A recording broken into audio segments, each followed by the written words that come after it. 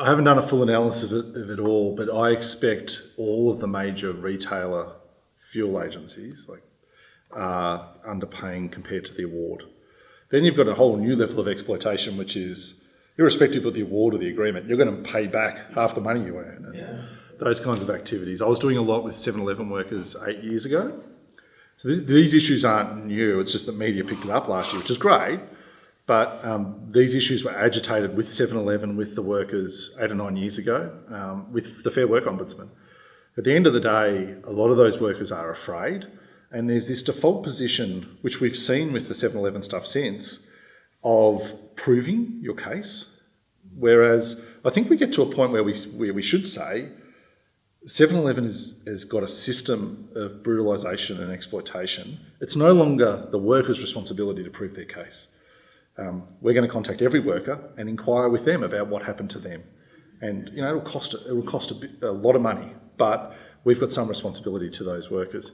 But international students, I was talking, I think, with one of the ABC programs. The exploitation of international students is a huge issue, and very slow to move. There's university campuses right now whose shops are being run on the basis of international student exploitation of the students at the university. And then you've got 7-Eleven and all the others. I recall, I looked up, I was working at a Patterson Lakes Mobile, which are all 7-Eleven now, of course. I was working at this Patterson Lake, and I looked across the road, and there was a United. And they had 2 workers on. And I'd never worked in a service station, except during the day when the manager was there, where there was 2 workers working at once. And I couldn't fathom how that could occur. And of course, they didn't have an agreement or an award or conditions, which I was enjoying, of $19 or $16 on the weekend or whatever it was. They were earning half that, so they could have 2 workers. And I think as time went on, they went down to 1 worker, and then they required them to pay half their income back.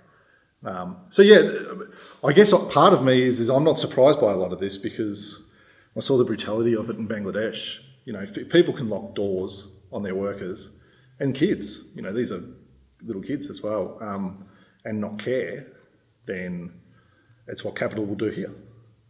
And it will do whatever it has to fight having to pay